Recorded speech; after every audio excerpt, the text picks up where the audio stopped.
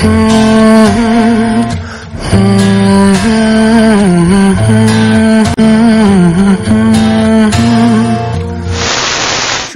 বন্ধুরা, আমি পূজা চলে এসেছি নতুন একটা ভিডিও নিয়ে। আশা করি তোমরা সবাই ভালো আছো। সকাল সকাল উঠে আমি আগেই যেন চিকেনটাকে ম্যারিনেট করে রাখছি, কারণ আমি একটা অনেক বড় ভুল করে ফেলেছিলাম। কালকে গোলুর বাবা চিকেনটা নিয়ে এসেছিল সন্ধ্যার সময়, আমি ধুয়ে শুধু রেখেই দিয়েছিলাম বাইরে, ফ্রিজে ভরতেই ভুলে গেছিলাম। তাই ভাবছিলাম যে নষ্ট হয়ে যায়নি, তো তাই বারবার আমি দেখছিলাম, স্মেলও নিচ্ছিলাম, তো দেখলাম যে না, গন্ধ একদম হয়নি। তাই আমি তাড়াতাড়ি সেটাকে আমি ম্যারিনেট করে ফ্রিজের মধ্যে আমি রেখে দিয়েছিলাম। ব্যাঙ্গালোরের ওয়েদার এখন খুবই ঠান্ডা ঠান্ডা, মানে প্রচণ্ড বাতাস বাইরে, তাই আমার মনে হয় ঠান্ডা ঠান্ডাতে নষ্ট হয় নাই। চিকেনটা ছিল বিরিয়ানি স্টাইল চিকেন, তাই আমি ভালো করে ম্যারিনেট করে তাড়াতাড়ি ফ্রিজের মধ্যে রেখে দিলাম। কাল রাতে যেহেতু প্রচণ্ড টায়ার্ড ছিলাম, তাই আমি রান্নাঘরও ঠিকঠাক পরিষ্কার করতে পারিনি, তাই তাড়াতাড়ি আমি রান্নাঘরটা পরিষ্কার করে ফেললাম। দেখো, শশাটাও আমি বাইরে ভুলেই রেখেছিলাম। আসলে প্রচণ্ড ক্লান্ত ছিলাম, তাই তাড়াতাড়ি ঘুমিয়েই পড়েছিলাম। এই সবের কথা আমার মনেও ছিল না, সবই ভুলে গেছি। তাই ভালো করে আমি ক্লিন করতে লেগে গেলাম। দেখো, আমার ক্লিন করা প্রায় মোটামুটি হয়েই গেছে। আর এখন আমি জল গরম করতে বসিয়ে দিয়েছি গোলুর জন্য। তারপর চলে গেলাম আমি বেডরুমে। বেডরুমটাও দেখতে পাচ্ছ কি এলোমেলো অবস্থা, তাই আমি তাড়াতাড়ি বেডরুমের সব জামা কাপড় গুছিয়ে বেডশিটটা ভালো করে ঝেড়ে আমি পরিষ্কার করে নিয়েছি। দেখতে পাচ্ছ এখন এই বেডরুমটা একদম ক্লিন হয়ে গেছে। তারপর চলে এলাম আমি ডাইনিং রুমে। ডাইনিং রুমেও আমার অনেক পরিষ্কার করতে হবে। দেখতে পাচ্ছ বালকনিতেও 3 বালতি জামা কাপড় আছে, এইগুলোও মিলতে হবে। অনেক কাজ আজকে। এগুলো শুকিয়েছে সেগুলোও রাখতে হবে। বাইরের ওয়েদারটা তোমরা একবার দেখো, প্রতিদিনই এরকম ওয়েদার থাকছে ব্যাঙ্গালোরে। আজকে জানো তো ললিতা আসেও নি, আর ঘর মোছা ঝাড় দেওয়া এই কাজগুলোও করতে হবে। তাই তাড়াতাড়ি সময় নষ্ট না করে আমি কাজে লেগে পড়লাম। সোফাটাও পরিষ্কার করে নিয়েছিলাম, আর বেসিনটাও আমি ভালো করে পরিষ্কার করে নিয়েছিলাম। এখন শুধু ঝাড়ু মোছা বাকি। ঝাড়ু মোছা করার আগে আমি ভাবলাম যে 1 গ্লাস জল খেয়ে নিই, একটু এনার্জি পাওয়া যাবে। তারপর এদিকে দেখতে পাচ্ছ রুটি করার ঘরটা ভালো করে ধুয়ে রেখে দিয়েছি, জল গরমও করা হয়ে গেছে। এরপরে আমি ঝাড়ু লাগাতে শুরু করে দিয়েছি।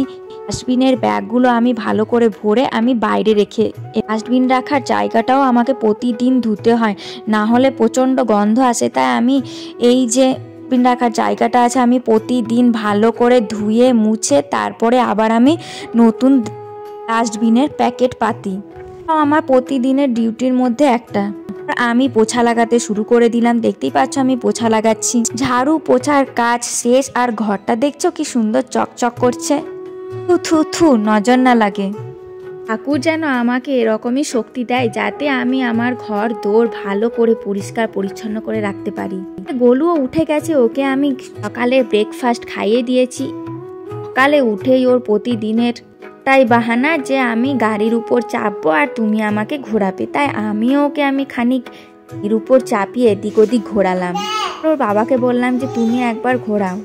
বাবাও তাড়াতাড়ি উঠে গোলুকে গাড়িতে করে ঘোরাতে লাগলো। আর গোলু তো কত খুশি, দেখতে পাচ্ছে ওর মুখের এক্সপ্রেশনটা।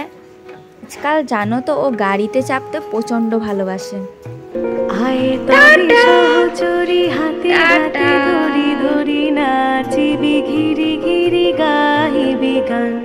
এদিকে সকালের চা চাপিয়ে দিয়েছি, সাথে আমি ভালো করে পাউরুটি সেঁকে নিয়েছি। দেখতে পাচ্ছ সকালে ছিল চা, বিস্কুট আর পাউরুটি। তারপর বিরিয়ানি রান্না করার পালা।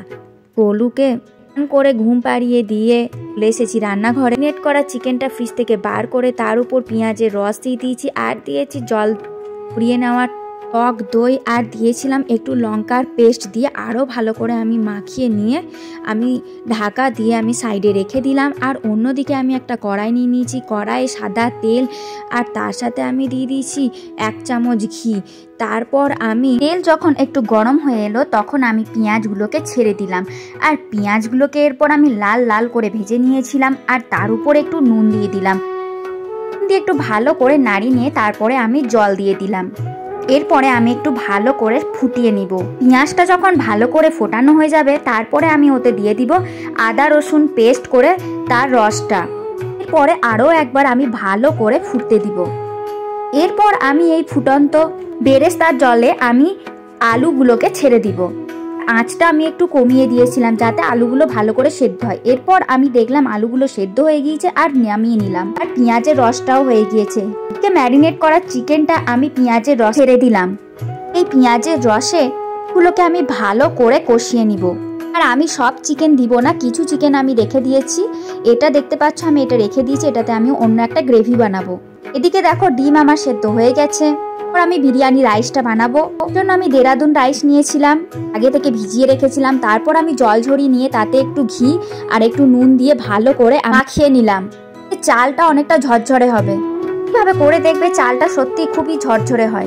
এরপর দেখতে পাচ্ছ অন্যদিকে আমি রাইস বানানোর জন্য আমি জল বসিয়ে দিয়েছি হাঁড়িতে, আর এই গোটা মশলাগুলো হাঁড়িতে দিয়ে দিলাম আর জলে ভালো করে আমি ফুটিয়ে নিলাম। তারপর যখন জল ফুটে আসবে তখন আমি চালগুলোকে দিয়ে দিব। অন্য একটা গ্যাসে আমি কড়াই বসিয়ে দিয়েছি, বাকি চিকেন ছিল সেটার আমি একটা গ্রেভি বানাবো। তার জন্য একটু চিনি গরম মশলা দিয়ে আমি গরম করে নিয়েছিলাম। তারপর আমি ম্যারিনেট করা চিকেনটা তাতে দিয়ে দিলাম। তারপর আস্তে আস্তে কষছিলাম আর ঢাকনা লাগিয়ে দিলাম। এখন ওদিকে দেখো বিরিয়ানির চিকেনটা প্রায় হয়ে গিয়েছে। আমি একটু লঙ্কার গুঁড়ো দিয়ে দিলাম, একটু লাল লাল হয়। গ্রেভিটা এইটুকুই রাখবো, আমি এর থেকে বেশি কমাবো না। যেহেতু আজকে রবিবার ছিল, বাবা আজকে টাটকা টাটকা রুই মাছ নিয়ে এসেছিল, তার সাথে এনেছিল মাছের ডিম। রুই মাছটা একদম টাটকা ছিল। আমি মাছগুলো ভালো করে ধুয়ে নিলাম আর মাছের ডিমটাও ধুয়ে একটা বাটিতে আমি রেখে দিলাম। আমরা যে এলাকায় থাকি সেখানে জানো তো এইরকম টাটকা টাটকা রুই মাছ পাওয়া যায়। আমি মাছগুলোকে ভালো করে ধুয়ে ফ্রিজের মধ্যে রেখে দিলাম। জল ফুটতে শুরু করে দিয়েছে, তাই আমি চালগুলো জলের মধ্যে ঢেলে দিলাম, দিয়ে একটু ফুটিয়ে নিব।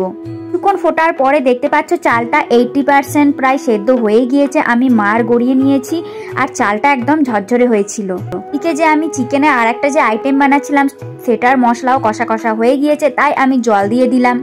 এরপর আরও একটুবার ফুটিয়ে নিব, তাই আমি আর কিছুক্ষণ আঁচটা কমিয়ে ঢাকা দিয়ে দিলাম। এবার বিরিয়ানিটা সাজানোর পালা। দেখতে পাচ্ছ এই বড় কড়াইয়ে আমি বিরিয়ানিটা সাজাবো। প্রথমে আমি বিরিয়ানি মশলা দিয়ে দিলাম, আমি এখানে সানরাইজ মশলা ইউজ করছি। পর আমি বিরিয়ানি রাইসটা দিয়ে দিলাম, পুরো রাইসটা দিইনি, হাফটা দিয়েছি। তারপর আমি ডিম সেদ্ধ আর আলু সেদ্ধগুলো এক এক করে দিয়ে দিলাম। এদিকে দেখতে পাচ্ছ আমি একটা বাটিতে দুধ নিয়েছি, তাতে লঙ্কা গুঁড়ো, হলুদ গুঁড়ো আর বিরিয়ানি এসেন্স 2 ফোঁটা দিয়ে দিয়েছি। এরপর ভালো করে আমি দুধটা গুলে নিব। আমি বিরিয়ানিতে আমি কেওড়া জল, গোলাপ জল এগুলো দিচ্ছি না। এরপর আমি আবার রাইস দিয়ে দিয়েছিলাম, তার উপরে দুধের যে মিক্সচারটা করেছিলাম সেটা দিয়ে দিলাম। তারপর আমি বেরেস্তা দিয়ে দিলাম, বেরেস্তাটা আমি ভালো করে দিয়ে দিলাম। তারপর আমি দিলাম ধনেপাতা কুচি। এরপর আমি 2টো লঙ্কা চিড়ে দিয়ে দিয়েছিলাম। তারপর আমি দিলাম 1 চামচ ঘি। ভাতটা ভালো করে রাইসের চারিদিকে আমি দিয়ে দিয়েছি। বিরিয়ানিটা সাজানো রেডি হয়ে গেছে। এরপরে আমি ঢাকা দিয়ে দিলাম আর ঢাকার চারপাশে আমি ময়দা ভালো করে লেপটে দিয়েছি। এরপর আমি দমে বসিয়ে দিয়েছি। তারপর দেখতে পাচ্ছ অন্যদিকে যে চিকেনের গ্রেভিটা বানিয়েছিলাম সেটা হয়ে গেছে। ধনেপাতা কুচি দিয়ে আমি নামিয়ে নিয়েছিলাম। এটা কিন্তু দেখতে হেভি লাগছে, কালারটাও খুব সুন্দর এসেছে। রায়তা বানানোর পালা। রায়তাটা আমি খুবই সিম্পল করেছিলাম, মানে টক দই ফাটিয়ে নিয়েছিলাম। আর এদিকে দেখতে পাচ্ছ কুচি, শসা কুচি, গ্রেট করা গাজর, ধনেপাতা কুচি, লঙ্কা কুচি সবকিছু দিয়ে আর একটু নুন দিয়ে আমি একটা রায়তা বানিয়েছিলাম। আমি সিম্পল ভাবে বানিয়েছিলাম, বিরিয়ানির সাথে রায়তা না হলে চলে না। আমার হয়ে গেছে প্রায়। রান্না হবার সময় চারিদিকে জিনিসপত্র ছড়িয়ে ছিটিয়েছিল, তাই আমি ভালো করে রান্নাঘরটা পরিষ্কার করে নিলাম। রান্নাঘরের ভিতরের মেঝেটাও খুব নোংরা হয়েছিল, তাই আমি ভালো করে আর একবার ঝাড়ু লাগিয়েও দিলাম। এদিকে দেখলাম যে আমার দম হয়েই গেছে প্রায়, তাই আমি এটাকে খোলার চেষ্টা করলাম। হাতে তো হবে না, তাই আমি ফোনটাকে একটু সাইডে রেখে তারপর 2 হাত দিয়ে চেষ্টা করেছিলাম। চলো এবার না আমি ঢাকাটা খুলি। তো দেখতেই পাচ্ছ আমার বিরিয়ানি রেডি হয়ে গিয়েছে। আর এবার আমি বিরিয়ানিটাকে একটু ভালো করে ভিতর থেকে নাড়িয়ে নিলাম।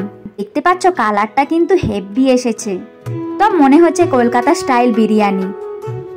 টেস্টও খুব ভালোই হয়েছিল আর চালগুলো দেখো একদম ঝরঝরে। তারপর আমি গোলুর বাবার জন্য ভালো করে পরিবেশন করে নিলাম। তো আজকে ছিল বিরিয়ানি, চিকেন কষা আর ছিল রায়তা। রবিবারে দুপুরে এরকম লাঞ্চ হলে আর কি চাই। ভিডিওটা যদি ভালো লাগে তাহলে লাইক, শেয়ার আর সাবস্ক্রাইব অবশ্যই করে দিও। আর সবাই ভালো থেকো।